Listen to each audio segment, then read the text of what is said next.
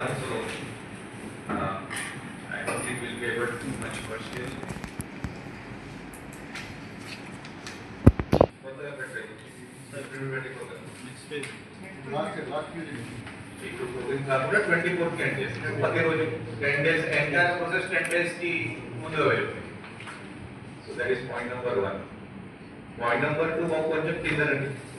So ఈ line total యూఈఎఫ్ అంటే మనకి అన్కలెక్టబుల్ ఫార్మ్స్ 8.68%. దీంట్లో ఏఎస్డి ఉందా మీకు data so FR 76,627 permanent shifting అంటే ఇక్కడ ఉండేవాళ్ళు 12 చేయాలి 483 అబ్సెంట్ అంటే ఇక్కడ ఉండేవాళ్ళు ఎక్కడ ఉన్నారో తెలియదు ఆర్ ఎక్కడ ఉన్నారో తెలియదు. బేసికలీ మనకి అసలు ఓటర్ లిస్ట్ కూడా ఎలా వచ్చారో తెలియదు, అలా కూడా కొంతమంది ఉన్నారు. అలాగే అదర్స్ ఉన్నారు. అదర్స్ అంటే రిజెక్టెడ్, రిఫ్యూజ్ టు సైన్, అలా ఉండదు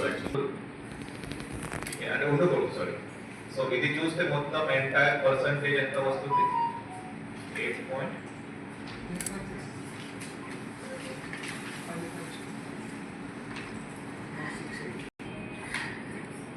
సో ఈ లిస్ట్ మీ అందరికి ఇవ్వడం జరుగుతుంది. నేను ఏం రిక్వెస్ట్ చేస్తున్నానంటే ఎనీవేస్ 10 days ఎక్స్టెన్షన్ వచ్చింది కాబట్టి ఈ లిస్ట్ కూడా ఎక్కడైనా మనం కొంచెం షార్ట్ చేయగలిగితే బాగుంటుంది. కానీ దీంట్లో కూడా ఏదైనా తప్పులు లోపల ఎక్కడ చేస్తారంటే అది కూడా ఒకసారి మీరు చూస్తే బాగుంటుంది. ప్రతి ఇవ్వడం జరిగింది. ప్రతి ఒక్క లిస్ట్ మన ఈఆర్ఓ లెవెల్లో ఆ కన్సర్న్ పొలిటికల్ పార్టీస్ కాన్స్టిట్యున్సీ లెవెల్లో కూడా వాళ్ళకి ఇవ్వడం జరిగింది. మాక్సిమం డిఎల్ఎస్ కూడా సహకారం చేశారు, వాళ్ళు కూడా సంతకం చేశారు. కొంతమంది చేయలేదు, ఓకేనా లోకల్గా ఏదైనా డిస్ప్యూట్స్ ఉండొచ్చు. వెరీ లెస్, వెరీ ఫ్యూ చేయలేదు. సో ఇప్పుడు రాష్ట్రంలో లేదు, బట్ కానీ ప్రామినెంట్ ఫిగర్ ఒక పర్సన్ వచ్చిన ఓటే లేదు, అలా అలా వస్తే మళ్ళీ ఎంబారెస్మెంట్ మనకి, అంటే మనకి ఎంబారెస్మెంట్ కదా. మీరు కూడా పైన అడుగుతారు మీరేం చేశారమ్మా, నాకు కూడా అడుగుతారు మీరేం చేశారు. అందుకని ఒకసారి మీరు చెక్ చేయండి. బికాజ్ మన జిల్లా నుంచి సో వాళ్ళ ఫ్యామిలీ మెంబర్స్ కొంచెం ప్రైడ్గా ఉన్నాయి లేదా ఒకసారి చెక్ చేస్తే బాగుంటుంది. ఇది కాకుండా మన ఆఫీసర్ సర్కిల్స్ కూడా ఎక్స్ లెటర్సే సెక్రటరీస్, ఎక్స్ ఏదైనా డిఎస్పీస్, పోలీస్ ఆఫీసర్స్ ఏదైనా ఉంటే కొంచెం మీరు కూడా అందరూ జాగ్రత్తగా ఆ కరెక్ట్గా ఆ ఓటు ఉందో లేదో ఒకసారి చెక్ చేయండి. యాజ్ పర్ ద రూల్స్ చేయండి. ఆ పర్సన్ చనిపోయారంటే చనిపోతే చూడండి, ఆ పర్సన్ వేరే చోట షిఫ్ట్ అయిపోయారు. For example last collector vote ఇక్కడే ఉంది సార్, నాకు చెప్పినారు షిఫ్ట్ చేసేయండి. సో షిఫ్టింగ్లో పెట్టేసాను. హాల్ 4 మనకి ఒక 7 days వస్తుంది ప్రిపరేషన్ ఆఫ్ డ్రాఫ్ట్ 8 రోజు. దీని తర్వాత యాక్చువల్లీ 31st తర్వాత అంటే 31st జూలై అంటే ఆగస్ట్ నెలలో మనకి క్లెయిమ్స్ అండ్ ఆబ్జెక్షన్స్ కి మనం అవకాశం ఇస్తాం. ఇది దీంట్లో మాక్సిమం మనం చేయగలిగితే బాగుంటుంది. ఎవరు కానీ ఓట్ లేదు అనుకోండి, ఫామ్ 6 పెట్టాలి.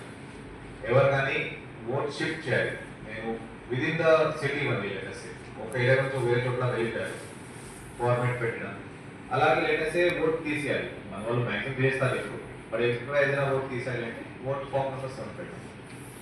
మీ తరఫున మీ డిఎల్ఎస్ కొద్దిగా ఇంకా డీటెయిల్గా వెళ్ళి డిఎల్ఓస్కి చెప్పగలిగితే ఈ స్టేజ్లో అన్ని తప్పులు మనం తీసేస్తాం. ఫైనల్గా అదే నోటీస్ పీరియడ్ వస్తుంది. నోటీస్ మనం ఇవ్వాల్సిందే అందరికి. ఒకటి అన్మ్యాప్డ్ పర్సన్స్కి నోటీస్, అదే ఒకసారి ఎంత పర్సెంటేజ్ ఉందో ఒకసారి చూపిస్తారా? కొత్త డేటా రాలేదు కదా ఇంకా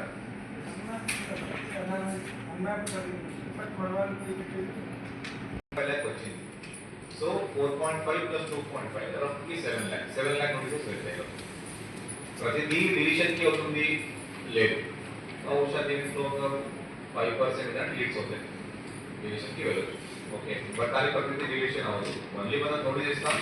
నోటీస్ ఇచ్చిన తర్వాత 1 of the 11 డాక్యుమెంట్స్ గవర్నమెంట్ ఇచ్చిన ఐడి కార్డ్, పాస్పోర్ట్, లేకపోతే ల్యాండ్ సంబంధించిన డాక్యుమెంట్స్, బర్త్ అంటే date of birth certificate, cost certificate అలా ఏదైనా ఉంటే మీరు ఇస్తే వెరీ ఈజీ, నో ఇష్యూస్. ఒకటి అంటే ప్రాబ్లం అంటే ఆ పర్సన్ మన దగ్గర రావాలి.